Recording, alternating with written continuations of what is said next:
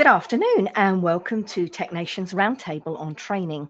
Today we are joined by Don Armstrong, Technical Training Program Manager at Renovo Solutions, and Glenn Schneider, Chief Service Officer at Elite Biomedical Solutions. TechNation Editor John Wallace will be our moderator today. Today's webinar, as usual, is eligible for 1 CE credit from the ACI, and you can obtain your CE certificate by completing the post-webinar survey, which will be emailed 1 hour after the completion of today's webinar. You must complete the survey to receive your 1 CE credit, and you'll be able to download the certificate directly from your computer once the survey is submitted. If you have any questions, you can reach us at webinar@mdpublishing.com. Now, just a quick reminder to save the date for our full MD Expo. We're heading to the Rose and Shingle Creek Hotel in Orlando, Florida from October the 13th to the 15th. So please join us for 3 days of education, networking, and of course, the latest advances in medical technology products and services. For more information and registration details, please visit mdexpo.com. Let's kick off today's roundtable by giving away a Swiss Meister multi-tool. Now, this is your last chance to win a multi-tool, as we'll be giving away a brand new prize next week. So using the question mark icon on your webinar screen, let me know the answer to the following trivia question. Today is World Elephant Day. Which elephant has the large ears? Is it the Asian or the African elephant? I'll reveal the answer and the winner at the end of the webinar. Now, if you have any questions for our panelists, please submit your questions anytime using the questions mark icon on your webinar screen. So, John, I'll hand over to you to start today's discussion. Thank you, Linda. I'm excited today to be joined by 2 experts to discuss HTM training. Let's find out a little bit more about each of them, starting with you, Don. Well, good morning, good afternoon. I'm actually in California today, so it's still morning time for me. Probably afternoon for most of you guys. But listen, I'm thrilled to be on this broadcast with Glenn about HTM training and education. Calling me an expert is kind of using the term a little loosely, but I've been doing this for a while, so I appreciate that. I am the technical training manager program manager for Renovo Solutions. I've been in this role for the last 5 years, roughly. I've been a biomed in the HTM field in total for 43 years. You know, I started this when I was like 22, 23, do a little bit of math, and it gets me to a 65-year-old guy that's been doing this his whole career. I love what I do. I'm very avid supporter of certifications, very avid supporter of lifelong learning. I'm very avid supporter of trying to keep up with all the new trends and all the new things that are going on in our industry, because there is a lot. And I know we're going to go over some of that stuff today, but again, I'm thrilled to be here, and I'm thrilled to be on this panel with Glenn. Thank you, Don. And as Don mentioned, also joining us today is Elite Biomedical Solutions Chief Service Officer, Glenn Schneider. Glenn, can you tell us a little bit more about yourself? Sure, John, thank you. And thanks, Don. I too have been in the industry for almost 40 years, coming up on 40 years, and started out as a technician and worked my way up through into a director role, and am the adjunct professor for the biomedical instrumentation classes at Cincinnati State. The organization I'm at now, Elite, we have a training program that we teach technical training to technicians, a basic class and some advanced patient monitoring classes, and I teach those classes. Like I said, I've been in the industry a long time and have been through a lot of different training programs, and have sent people to train a lot of training programs, and feel that that's the key to this industry, to keep up with the changes in technology and advancements that happen. And like Don, I love this field. I think this is the one of the best things that could have happened to me career-wise. It's the best thing that happened to me, is to get into this field with the satisfaction of being able to help people and being able to mentor others into the field, because it is such a rewarding field. So very passionate about training, and look forward to having a conversation about it. All right, thank you, Glenn. All right, let's jump right into our discussion today. The first question we will hear from each panelist, but we're going to start with Dawn. With the rapid rise of agentic AI and Internet of Medical Things integration, biomed and clinical engineering teams are facing unprecedented device security challenges. How should modern HTM training programs adapt to bridge the critical knowledge gap between traditional equipment maintenance and complex cybersecurity threat mitigation? The question of the day, right? Question of our generation right now, going on with all of our HTM professionals is, how do we bridge that gap, right? So I think that the traditional training of medical equipment, device by device, is kind of something we need to do a paradigm shift on that, right? We can't just train our technicians or even modality technicians, engineers on just the device itself. We have to bring in networking. We have to bring in cybersecurity along with that kind of training. It should be kind of in one model. We're adapting to do that. I mean, granted, it's not something we've been traditionally used to doing. I'm not real sure about like the modality specific OEM training, if they include the networking and cybersecurity as well as the technical and nuts and bolts of how do you maintain and repair a piece of equipment. But with Renovo, we're trying to keep up on the times by including now another phase of our training to include interconnectivity, networking, having our technicians learn that as part of their core curriculum is about networking and cybersecurity. The use of AI and the use of Internet of Medical Things, it's something we talk about a lot. The AI portion, especially the agentic AI, where it's kind of doing it without a human interaction, I think that's going to be fine, but I still think we need that human touch, and we still need the instructors like Glenn and myself and all the other good people that are out there doing this good work. I know a lot of them.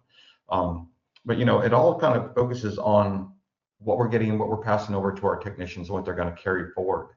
I know that there's a thirst for it, there's a hunger for it, there's a need for it for sure. And what we want to do is we want to be able to train our technicians to be fluent in at least the language and understand what they're talking about when it comes to cybersecurity. We have our technicians, and we train our technicians to think about that.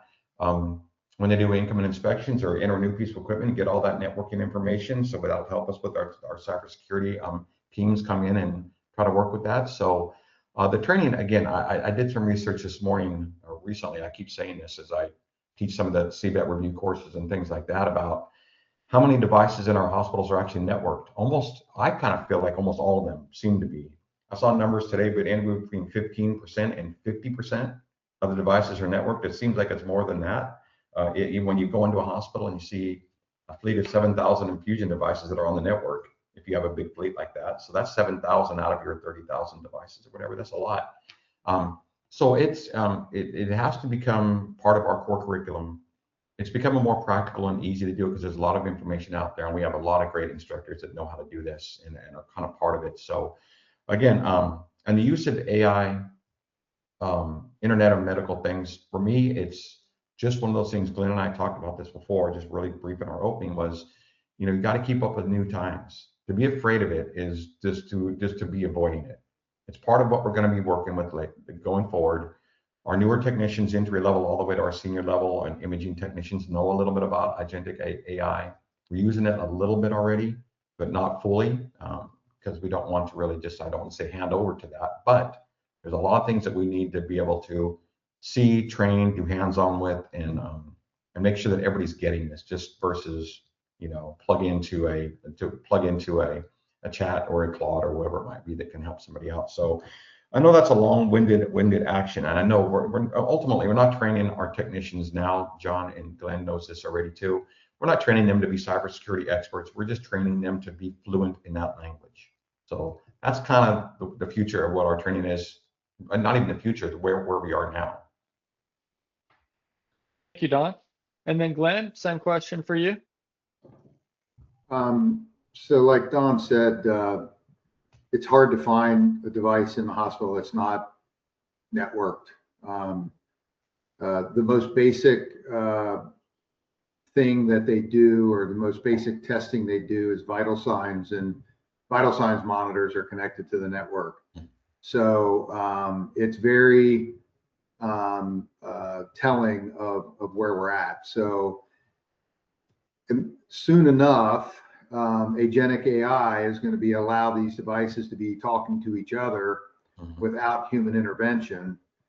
And that's just another layer or another reason why we need to be prepared for that. Historically, our technicians have been more electronic technicians with anatomy and physiology backgrounds. And this is a whole different thing. You've got IT folks who have this training or the cybersecurity piece, and only the youngest and newest technicians have the more in-depth IT. You know, Don and I had to kind of learn it as it developed, and a lot of technicians or a lot of people out there are in the same situation where we've been doing this for a long time, and you know, back when nothing was networked, and now it's you know, literally everything. So it's important for us to embrace it, as Don was talking about. And so we, like I said, we came, typically our side has come up from the clinical electronic clinical side, trying to embrace the IT side. And me being a little biased, I always thought it was easier to teach a biomed IT than to teach an IT guy clinical stuff. I think it's probably the same, whether you have coming from either side. There's a challenge for each one of us. Luckily, a lot of the schools have integrated, and training programs have integrated a heavy IT component, but it is key that we keep that, and if it's an opportunity for you to get into a program or get into attend a session on those topics, it's definitely worthwhile to do that. Like we're not the mechanics, if you will, that we used to be. We've you know, technology has come into our world, so it's extremely important that we take on that responsibility. Thank you both for those answers. For the next question, we'll start with you, Glenn. As hospital systems face persistent budget constraints, learning and development leaders are under increased pressure to justify the cost of advanced technical training. How can HTM departments effectively measure the business impact of upskilling initiatives and prove their return on investment to executive leadership?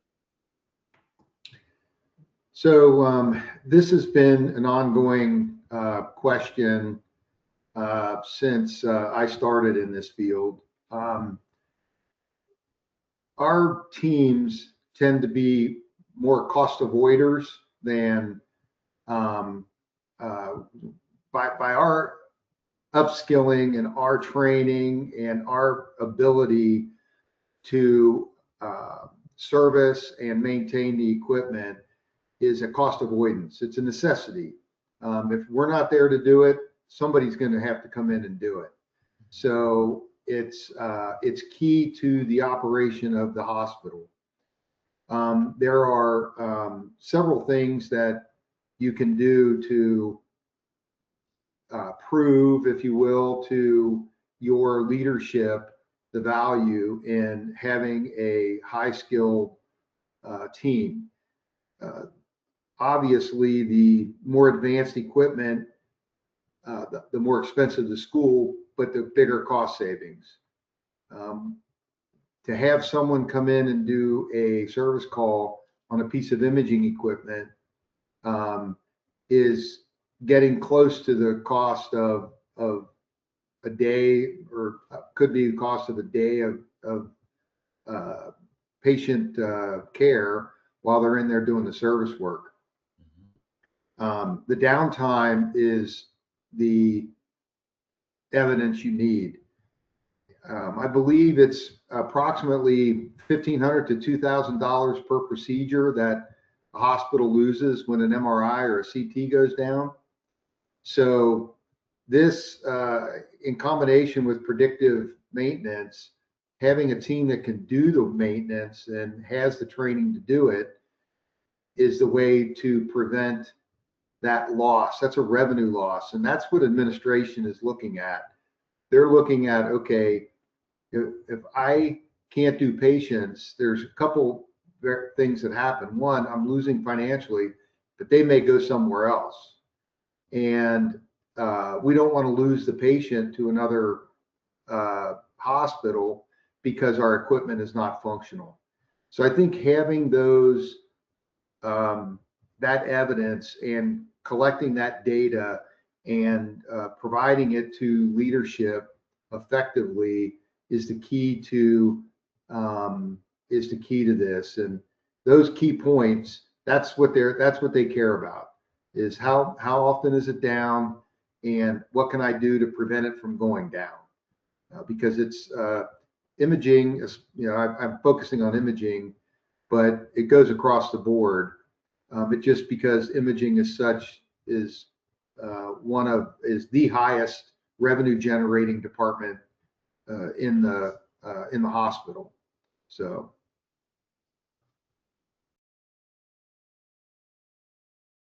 You're muted, John. Man, thanks, Glenn. Mm-hmm. And thanks for that answer. John, can you answer the same question?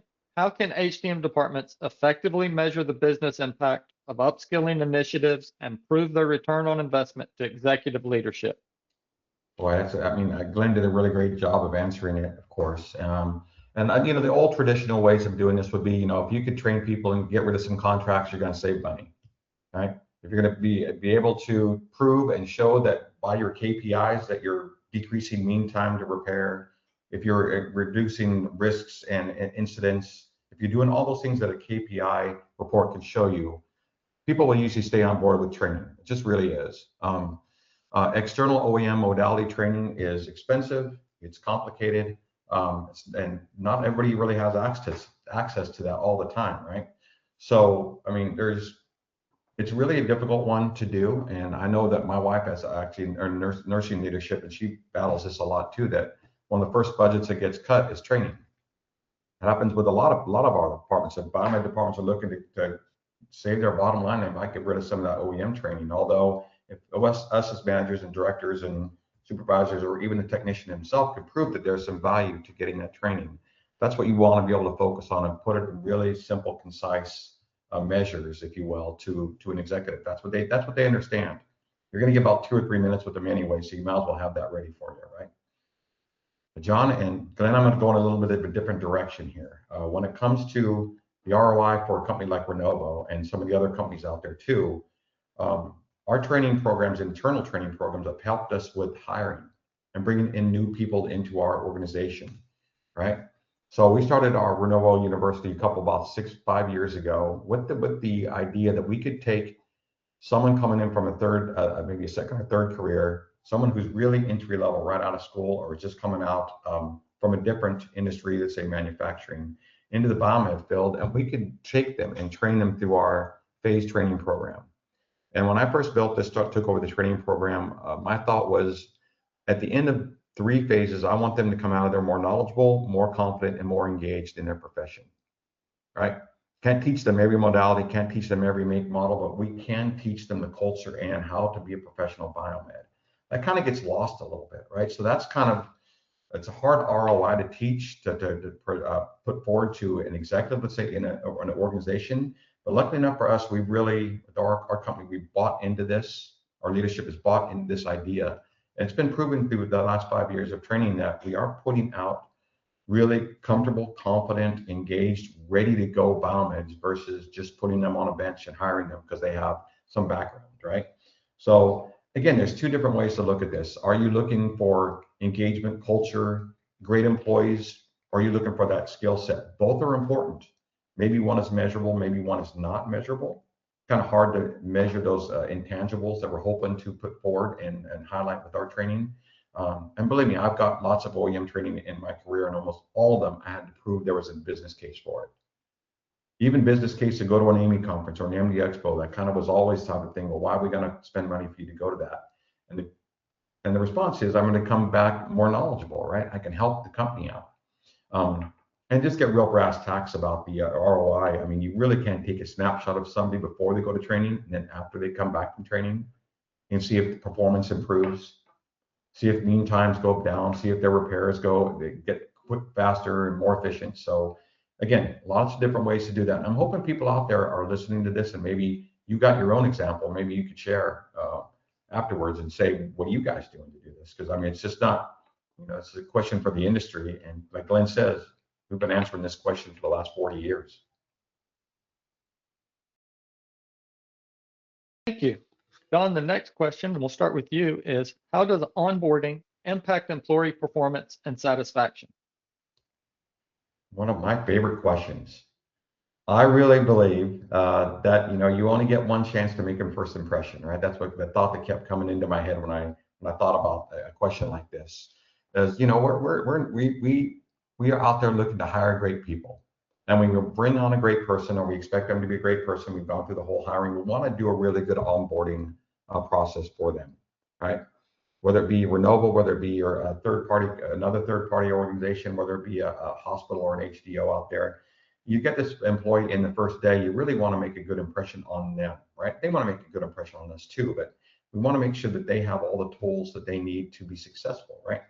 So a deliberate, I wouldn't say deliberate, I would say well, let's put it this way, deliberate, maybe a good onboarding process would be, you're going to get your HR, you're going to get your benefits, but then in our case, we do an phase onboard, which we do a 2-hour remote onboarding session with me leading the group to let the technician, any new technician, ISC, whether they're a brand new technician day one or they're senior level biomed, what's going to be expected from them as a Renovo technician. And from my standpoint, I teach them what's going to be expected of you as a biomed going forward. I'm hoping that they stay in the biomed field for a long time, as long as Glenn and I have. That having that onboarding day one or week one or month one to say, hey, listen, this is what's expected of you. This is what you're going to be doing for the next few months. This is what your life is going to be. And this is what we need from you. And this is how you get the best out of your job and your career, right? So, and again, with that onboarding, I think that employees, once they know that the company wants to spend time with them and dedicate that time to them, I think they feel more valued versus just walking in one day and they go through their training modules and they get their name badge and they get assigned a bench and say, go for it. We're way behind. We need you to catch up for us. And if you can spend those extra, I always say, just spend a few extra minutes a day to work with that person, to get that person onboarded, document what you're doing with the onboarding process. And it really takes some time. A lot of us have been new employees. A lot of us have gone into new organizations. So I think it really helps with employee satisfaction, with productivity ultimately. A good onboarding process is going to get them up and running quicker. That's the plan, right? Even if you just dedicate a few extra hours, hopefully your organization or your hospital has a person that's a great mentor for that onboarding process. And we have over 400 sites in the country. Not every site does it the exact same way. We have HR, you got the internal training, onboarding, and then you got your site onboarding also. So and it's imperative. It really is imperative for that onboarding to be successful and to go and work for both of us, work for us as Renovo and work for the employee that comes on board. So again, it's always kind of a work in progress. We're not doing it the same way we were doing it 20 years ago, and it's a work in progress. And we follow up with our technicians afterwards to find out if it was actually beneficial for them to go through what they went through. So with that, I don't know, what do you think, Glenn? Glenn, over to you. How does onboarding impact employee performance and satisfaction? I think it's a very important component to the satisfaction of the employee.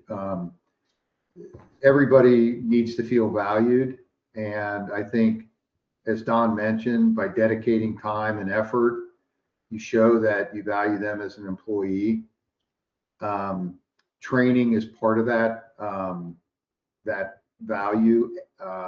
that I think most technicians feel. I had my managers, I used to have a conversation or tell them to have a conversation with their team members, you know, during their performance evals or any time, but especially during the performance evals, is look, what do you want to learn? What are you interested in? And find out, you know, because you got some people that are very technical that would, man, you think, oh, they'd be great to do this particular modality, but they have absolutely no interest in doing it. And so I think that during that onboarding process and during that performance process or performance evaluation process, understanding that is important. The way I used to present it was, look, I'll do my best to get you involved in something you're interested in. That's my goal. Now, I may not be able to do that right away, and I may ask you to take on other responsibilities or go to other training that you may not necessarily be, it might not be your first choice, but there's a need for it. We have a need for it. So we may need you to go get trained on infusion pumps. I know you want to do CT, but we really need you to go get trained on infusion pumps, right? And get started somewhere. And then that gives you the opportunity to, the way I would tell them is that gives you an opportunity to show me, how do you manage that? How do you take on that responsibility and manage that modality, whether it's just an infusion pump, and I say that, just an infusion pump, but they're a pretty key component to the function of the hospital. But then you get it gives them a way to show their skills and show their abilities. And like I said, we tell them, look, it may not be tomorrow, it might be a year or two from now. Plus, we also give them an opportunity to mentor or have a mentor. And if it's a field they're interested in, we try to get them tied with or connected with somebody in that modality that can show them around, because they may think they want to do it. And then when they find out that, hey, it's 5 o'clock in the afternoon and the tube's going to go on, or we got to replace the tube on a CT, so I'm going to be here till midnight. That might not be what they want. So to give them a little exposure to all those different things and try to let them pick their journey as much as possible. It's not necessarily 100% possible, but as much as possible. And I think that goes a long way in job satisfaction, that they get to learn skills that they are really interested in. Thank you, Glenn. Don, the same question for you now is, how does one track on-the-job training? Do you want to go to me or do you want to go to Glenn first? You can go to me first. Yeah. Okay, so on-the-job training, that's kind of where about a large part of our training happens, right? I mean, we don't get to go to modality training on everything we work on. We don't get to go to, maybe you have a mentor, maybe you got that. Hopefully that's how the on-the-job training is going. But, you know, we do on-the-job training a lot. The question about that is, how do we track it, and how do we keep track of how and when and how many hours is the right amount of hours for someone to get on-the-job training to be proficient on something, right? So in our company and all the different companies I've worked at a few, not a ton, but a few, we like to keep track of when someone is given, received, and even given on-the-job training, right? More than just, you know, yep, I got 6 weeks of on-the-job training from Glenn is really good at CT, so he's going to show Don around, and he's going to sign off a piece of paper after 6 weeks. That's something, right? That is kind of keeping track of it. You've got a documentation, and you put that there, and whether you have some objectives around that on-the-job training, you probably should, you know. It's hard to formalize it. I know that we even with Renovo, we're working on that as we speak. I mean, we're updating it. We have a process already in place for it, but we're always updating it and trying to make it as better as best we can. We urge our technicians to either create a work order around on-the-job training so we can track that. We try to have an assigned mentor for new people, if they're going to get that on-the-job training. We just don't want them to get put into the corner and say, read this service manual. That's your training, and we want to assign somebody. We're working hard to create a list of mentors that we know would be really good at this.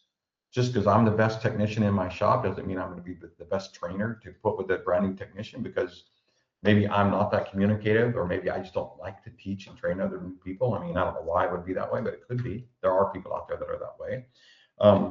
But we definitely want to make sure you keep track of it, if everything else, whether it's during a performance evaluation, your technical competencies, maybe your tech comps will actually trigger some on-the-job training opportunities for that new technician. Heaven forbid, I need on-the-job training all the time when I go on site, because I still do it. Some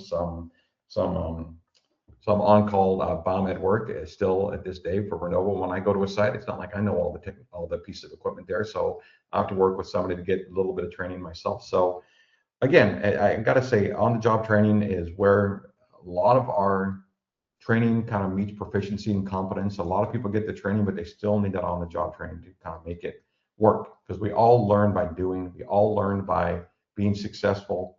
We all learn by kind of making mistakes here and there, but that's kind of how we learn too. So embrace the on-the-job training. Don't look at it as some kind of backhanded way to learn. It's kind of how a lot of us learn. So, but also those of you out there, and Glenn and myself too, is, make sure you're documenting it. If you have a really cool way to do it, that's really good. If you're in the middle of on-the-job training right now with somebody, you might want to ask them, listen, how are we documenting this? Is it being documented, or is it just kind of assumed? Right? Just because I'm working with you, it's assumed. Don't want to assume anything, because there are going to be those regulatory agencies out there that are going to ask you, how is this person qualified? And on-the-job training could be part of it, but you have to have something to back that up. So a great question. Again, a question that's been out there forever. I know I probably didn't really answer it. I probably asked more questions than I answered the question, but again, it's a big deal within the training world, and it gets kind of pushed over to the side, and I feel bad about that, because it shouldn't be. It should be a good part of what any good training program would have, would be on the job training and documentation. Thank you, Don. And then Glenn, same question for you. How does one track on the job training? Sure, there's you could probably find 500 different ways people do it, but so I think what I'll just kind of give you an example of how we did it when I was at the hospital. We had dedicated, for what we considered authorized people to sign off on cross training and on the job training. And so for specific modalities, there were individuals who would take a technician who, like, maybe they are mentoring them, or maybe it's someone who is evaluating whether they want to go into that field, and they teach them how to do planned maintenance or something on a piece of equipment, and then they can sign off on it. And it's kind of like we had kind of like for those that were in the military, it was a quals, like a qual sheet or a qualification sheet. And you had different levels of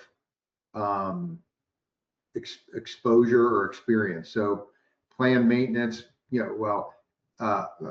service manual might be one thing, is that you know where the service manual is, you know how to read it, you understand it, you read it, you took the time, and this person can question them and kind of evaluate them on, yeah, they did read it, they did review it and sign off on it. And then it progressively goes up. So you have like service manual understanding, and depending on what it is, it could be parts related, it could be whatever. And then get into schematics if that's part of it. Operation, how does it operate? What does it do? What are the particular clinical tests that it performs? And what do those tests mean? What is, what is a TEE probe? What is a TEE procedure? All those things that to help them understand that particular modality. and then it just gradually they signed off on it. We made it was more voluntary for things that they were not responsible for, and then it was leveled. So a level 2 person, like a BMET 1, had to do all the items in BMET 1, but in BMET 2, then they could start doing the BMET 2 things, and once they acquired enough or so much, it was kind of a validation that they were eligible to be promoted to BMET 2. So there's a lot of different ways to do it, and like Don said, you can't afford to send everybody to factory or OEM school or everybody to a school. However, it's important to understand that the fact that a Renovo or whoever feels that you're valuable enough to send you to a school or to take the time to train you, that's something to really take to heart, that if they really believe in me, they're going to train me on this. Now, I understand basic things are basic things, but when you start getting outside of those basic things, and Don, you can agree, I think you're going to pick the people that you feel are going to do the best job first. And I just think that if somebody sees in you that they think you should be trained, then take that as a very, very positive thing for you, and that they think very highly of you, because it's expensive. It's whether it's on the job training or whether it's a school.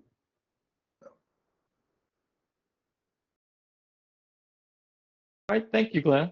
And I've kind of messed up my question and answer order. Sorry about that, everybody. But we're going to go right back to Glenn with the next question. And that is, does your organization conduct internal training?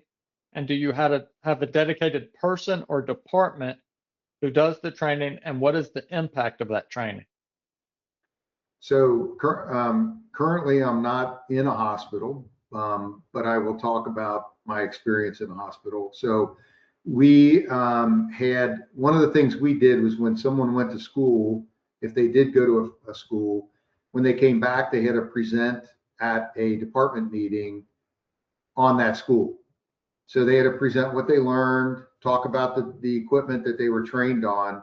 And like Don mentioned earlier, it only reinforces what they learned. But by them doing that, it reinforces that information for them. Sometimes they get sent to school and they don't necessarily work on something right away. So you don't want them to lose that forget and have kind of a memory loss on what they were doing and have to relearn it. But so that was one of the things we did. We also, at department meetings, we had monthly department meetings, and we always had a training session at the department meeting. And it could be anything from soft skills to technical things, so that it hit everybody, got interested in it. Everybody got the value out of it. We also would call other departments in to do training. We had facilities might come in and do some training on electrical gear, lockout, tag out, different things. So we didn't really have a dedicated department. Well, they did, but it was more on the clinical side. We just basically would reach out to different departments and ask them to come in and present and train on a particular topic that was based or related to their department.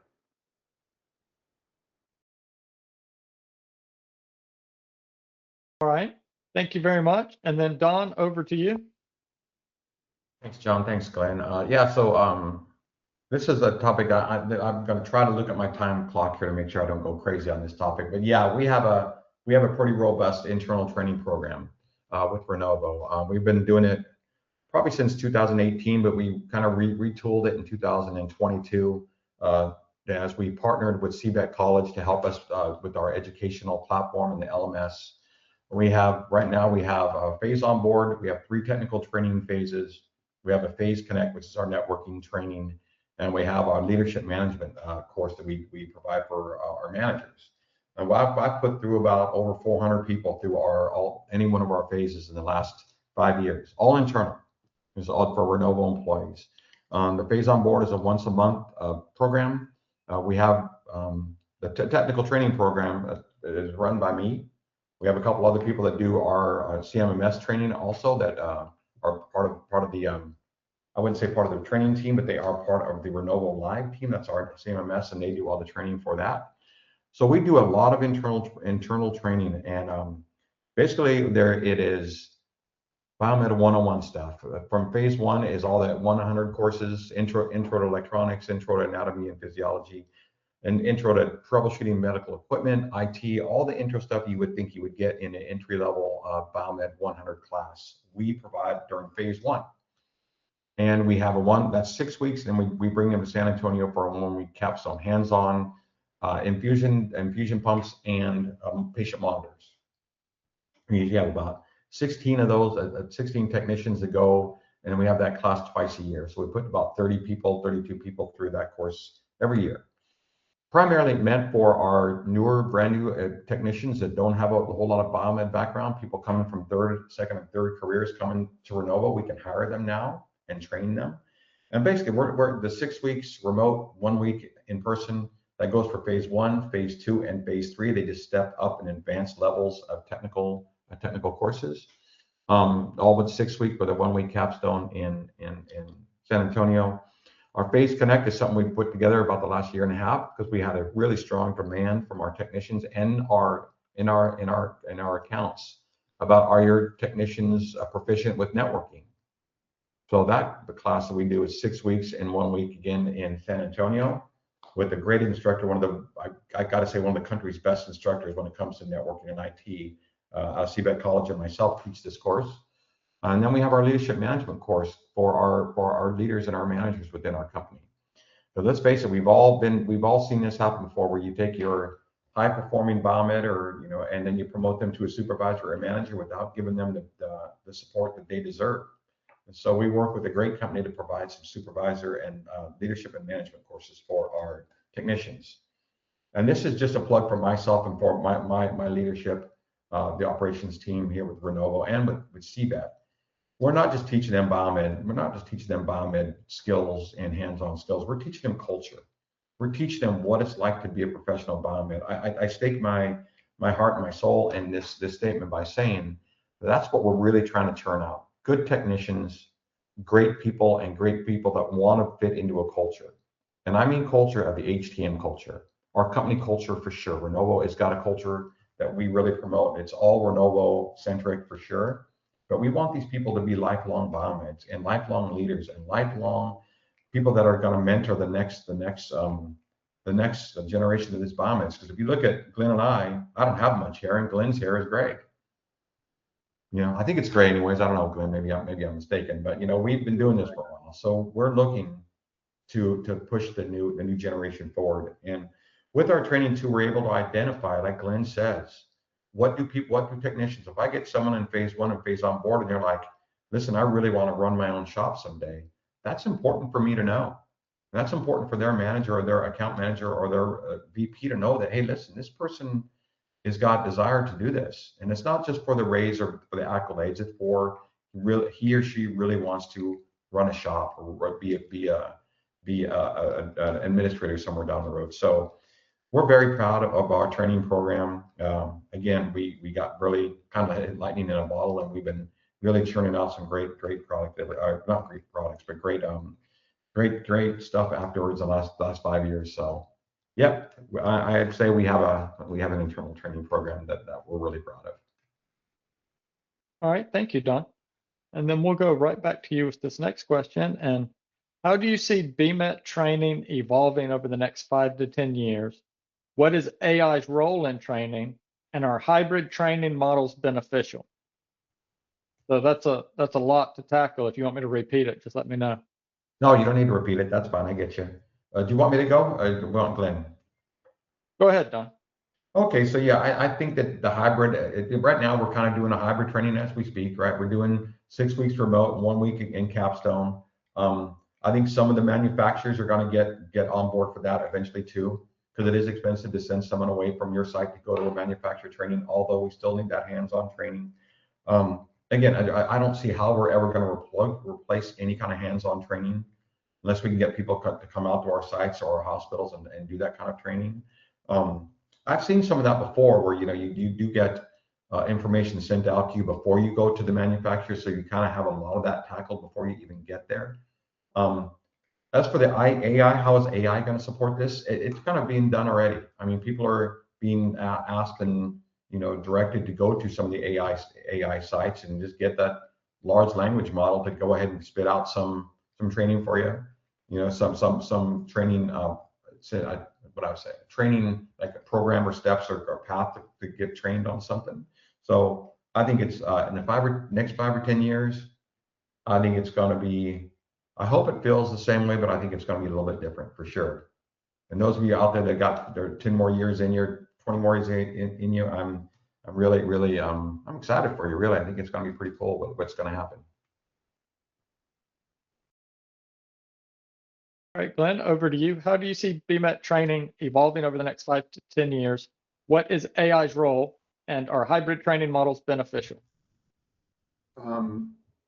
I think hybrid training models are definitely beneficial. Like Don said, they're already in place. They're already being used. Virtual reality is already heavily used in this. But I agree with Don. Nothing takes the place of hands-on. I see it as the hybrid component between virtual reality and hands-on is extremely valuable. Where a technician that's unfamiliar with something can at least get a basic visual understanding of something, but it's not a replacement for hands-on. It's a tool. The virtual reality and the AI component are tools in that training toolbox that people learn different, right? Everybody's a little bit different. I'm a visual learner, and so for me, the virtual reality is like, this is great, but it's just not quite enough that you have to do the hands-on piece. And like I said, we've been doing this for a while. Years ago, I went to MRI school and they gave us prerequisite. We had a 40-hour training class. We had to self-train before we went, so they didn't have to teach us the basics of MRI. And so it really helped with the process. And I think that's kind of where it's evolving. And I think right now AI is still a little bit raw, where there's a lot of validation that has to be done on information. It's going to get better because of the nature of it, but still there's some validation that has to be done. I mean, if you've ever used it to do anything, you can find mistakes in it that you need to kind of straighten out.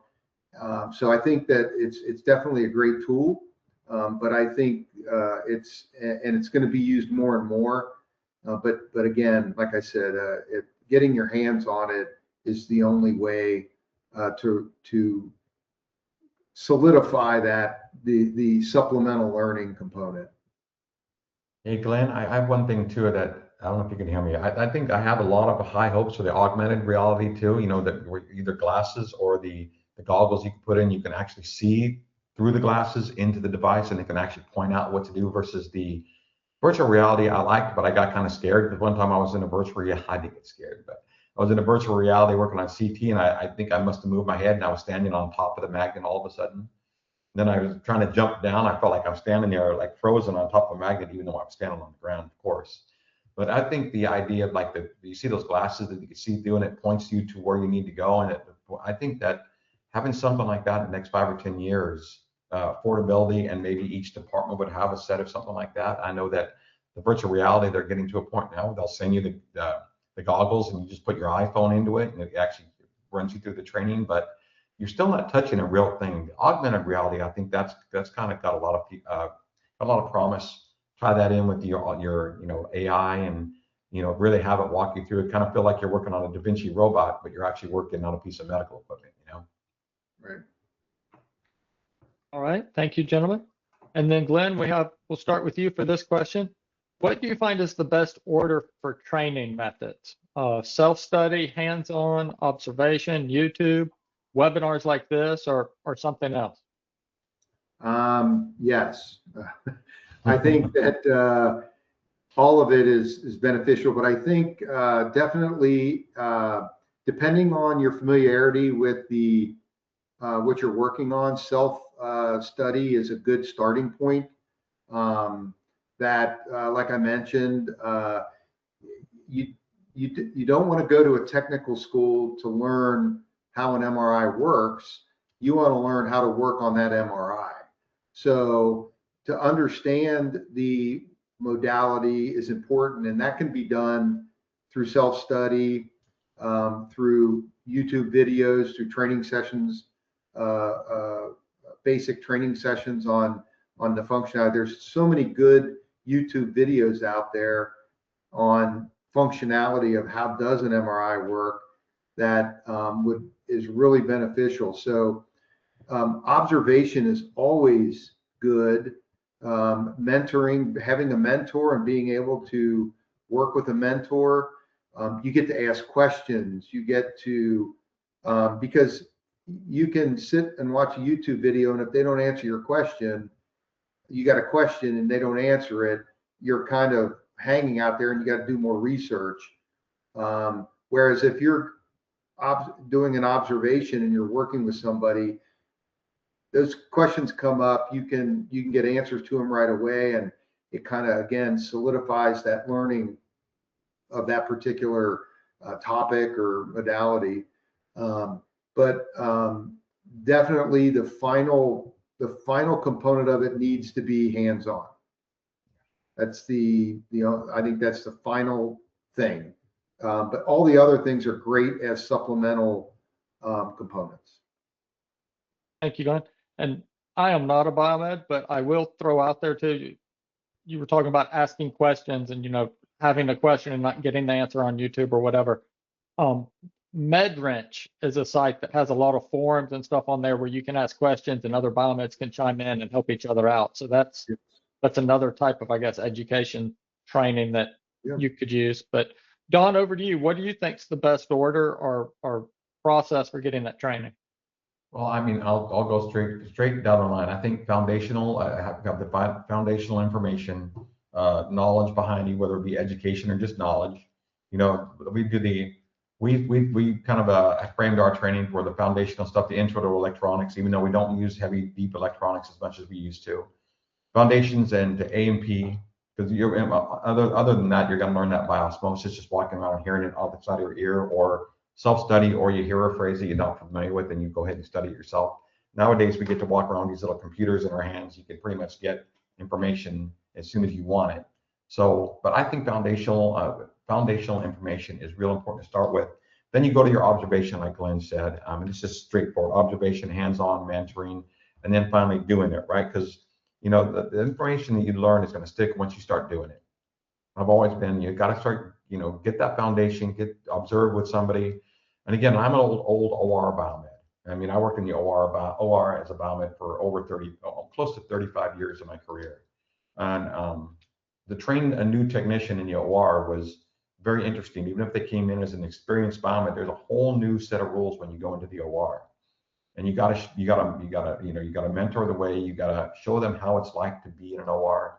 So the foundational, and then they have to observe what you're doing, right? Maybe they could be a greatest person working on an anesthesia machine or a ESU or a laser or a video system, but if they don't know, they're not observed how to be in that OR. And having that great mentor and having that great person to ask questions and bounce ideas off of.